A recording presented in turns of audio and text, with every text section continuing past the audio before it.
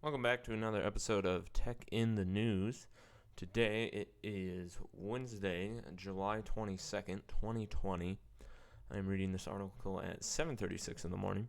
And the article I found today was called Gmail and Google Meet Get Major Security Boost.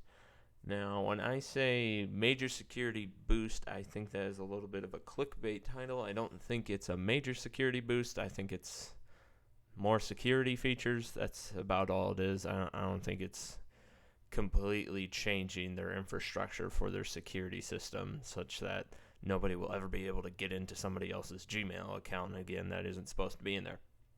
So for today, though, I'm just going to talk about the Gmail aspect of this article here. This article comes from Anthony Sapadafora, and this is from techradar.com. So as always, the link for the article will be in the description below, as well as any lessons learned. So Google has announced a number of new updates that provide even stronger security in Gmail, Meet, and Chat in an effort to help people working from home stay secure. Now, this is the part I wanted to talk about, is in order to keep Gmail's entire ecosystem secure, the search giant has announced the pilot of its new brand indicators for message identification, or BIMI standard. The BIMI pilot will enable organizations that authenticate their emails using DMARC to validate ownership of their corporate logos and securely transmit them to Google, yada, yada, yada. After Google says, okay, yep, these are your logos, and then basically Google will only allow that organization to send emails with that logo as their profile picture. So it's not a huge change, I guess. It is nice.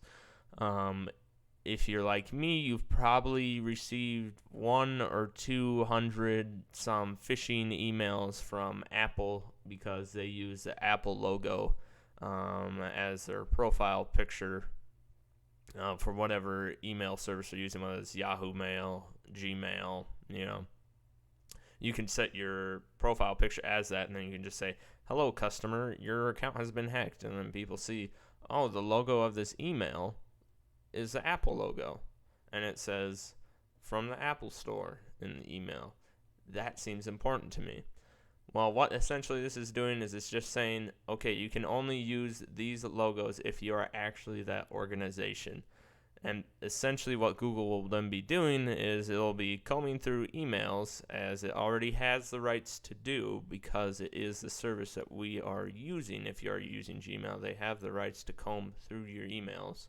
Okay, they're going to be combing through it and see, hey, this logo is being used on this person's profile as, let's say, their profile picture, and they're using it to disguise themselves as a legitimate business when I'm sending an email to somebody, even though I'm not that legitimate business, and I'm trying to trick them into giving me personal identifiable information. It'll say, you can't do that. We're going to take this away from you, and we're going to cancel this email, and we're going to slap you on the wrist and say, hey, don't use that logo as your profile picture. So that is essentially what this little bit of this article is talking about for Gmail security. I think it's a good idea. Do I think it's a major change? Not really. I do think it will definitely help a particular audience more than others, especially those more susceptible to phishing emails.